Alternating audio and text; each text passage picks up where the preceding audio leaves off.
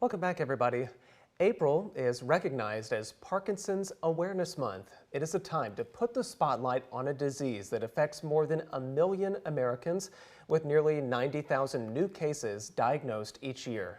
Joining us today to shed some more light on this disease is Dr. Dhruve Jeevan, a neurosurgeon at St. David's North Austin Medical Center. Doctor, thank you so much for being here. Thank you for having me.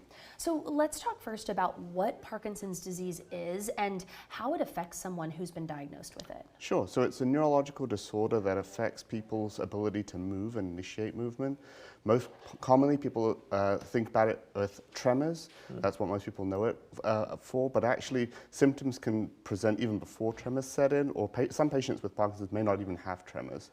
Often things like loss of sense of smell, issues with sleep and sleep disorders can kind of be an issue presenting a complaint. If someone recognizes some of those symptoms within themselves or someone else that they might love, what would you suggest they do next to just make sure that it is either that or something else? So remember, Parkinson's is a progressive disorder. The speed of progression can vary from patient to patient, and presentations can also vary from individual to individual. It's probably best to get evaluated by a physician if you're concerned, and certainly monitoring symptoms as they progress too. Some of those things you mentioned, symptoms such as trouble with sleep or loss of sense of smell, may not necessarily indicate to someone, oh, this could be Parkinson's or something serious. What would you tell someone who's maybe experiencing those but thinks, oh, this is probably nothing? So again, it's monitoring those symptoms and how they progress over time, and whether other symptoms come in, such as loss of expression and blank faces, tremors, disorders in the sleep again, chronic constipation, how those things kind of match together and progress over time can indicate whether this is something that's continuing to progress or it's just a fleeting issue that we're having. If someone should be diagnosed with Parkinson's, what does treatment look like? And are there any particular new developments to help offset some of those symptoms? Yeah, so to understand, Parkinson's is something that patients will live with for the rest of their lives, and that's something that needs treatment early on. Often people think, oh, if I start medications early, I'm gonna have progression of disease, and medications are gonna be less effective. That's not true. That's often a myth that's associated with Parkinson's. It's getting treatment early that can affect quality of life and almost sometimes stave off disease progression over time too. Initially, the goal line treatment is dopamine replacement, because that's what Parkinson's is a loss of dopamine in the brain or dopamine receptors in the brain.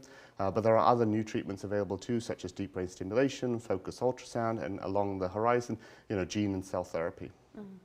Can you tell us a little bit more about who might be most at risk of being diagnosed with this disease? Are there certain risk factors that people at home should be aware of? There's no risk factors. People often think it may be a genetic disorder, but only about 15% of patients will report a family member who's got Parkinson's disease. It can have very early onset. Most people also think it's a disorder of elderly people, but about 4% of people can be diagnosed before the age of 52.